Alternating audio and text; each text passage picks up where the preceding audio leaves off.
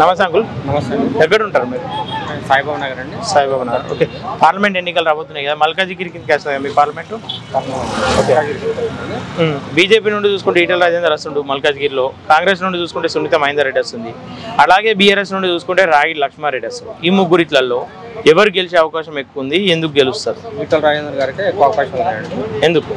ఎందుకంటే ఇప్పుడు జాతీయవాదంగా ఇప్పుడు మనకు మోడీ గారు చేసిన అనేక కార్యక్రమాలను 500 సంవత్సరాల నుంచి పెండింగ్లో ఉన్న అయోధ్య కేసు ఒకటి కానీ 317 ఆర్టికల్ కానీ ఇలాంటివన్నీ సాధించాడు. ఇంకా ముందు కూడా ఇదే జాతీయవాదంలో ఆయన ఒకవేళ మన బీజేపీకైనా వస్తే ఇంకా ఉన్న అనేక సమస్యలను కూడా ఆయన సాల్వ్ చేయగలుగుతాడనే నమ్మకం మనకు ఉంది. ఓకే, అంటే ఈ పార్లమెంట్లో చూసుకుంటే కాంగ్రెస్ ఉంది కదా తెలంగాణలో, తెలంగాణ ప్రభావం అంటే ప్రభుత్వ ప్రభావము ఇక్కడ ఉన్న అభ్యర్థి మీద పడదా? అలాంటిది అంటే ఆలోచన విధానం అనేది ఎట్లా ఉంటుందంటే, ఇప్పుడు రాష్ట్ర వ్యాప్తంగా చూస్తే ఓకే, అది అట్లా కాకుండా మన జాతీయ అంటే నేషనల్ వైజ్గా మనము భారతదేశం వైజ్గా చూస్తే దీన్ని ఓట్లు చీలే అవకాశాలు ఉన్నాయి. అభ్యర్థి ఈటెల రాజేందర్ గారు మనకు బీసీ వర్గానికి చెందిన అతను. ఇక్కడ రెడ్డి ప్రతిపాదనగానే వాళ్ళిద్దరూ రెడ్డికి ఇచ్చారు. మనకు బీసీకి ఇంతకుముందు ఉన్న వారికి ఈటెల రాజేందర్ గారు ఇంతకుముందు ఆయన గుణగణాలు కానీ ఆయన మంచితనం కానీ ఆయన ఉన్న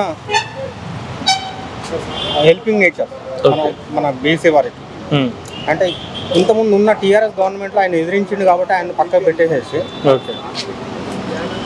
బయటకు నెట్టారు. ఎందుకు?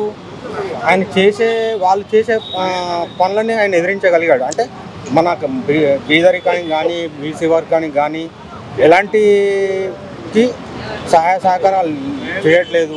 మీరు మన గవర్నమెంట్లో మీ గవర్నమెంట్లో మేము ఉండి మాకు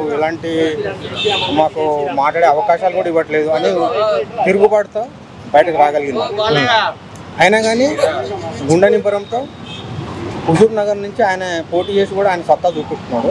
ఇప్పుడు కూడా ఆ సత్తాను చూపెట్టగలిగే నమ్మకం ఆయనకున్న గొప్పతనానికి మనం సహాయ సహకారం అందిస్తే ఆయన తప్పకుండా గెలవగలుగుతారు. కానీ ఇద్దరు రెడ్డిలు ఉన్నారు, ఒక బీసీ ఉన్నాడు. రెడ్డిల మధ్యలో బీసీ పోరాడగలుగుతారు అనుకుంటారా?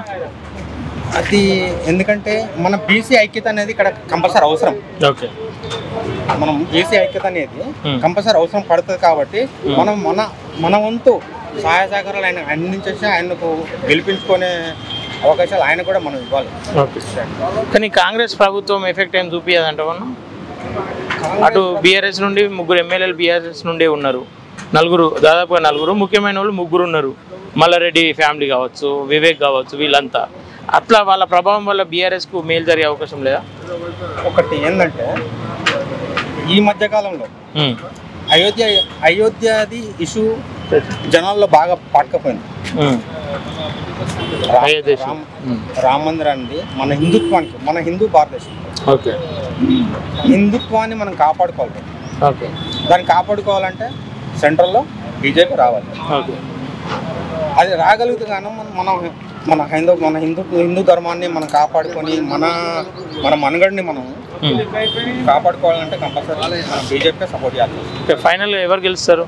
ఈటెల రాజేందర్ కానీ కంపల్సరీ గెలవగలుగుతారు. Okay uncle, thank you.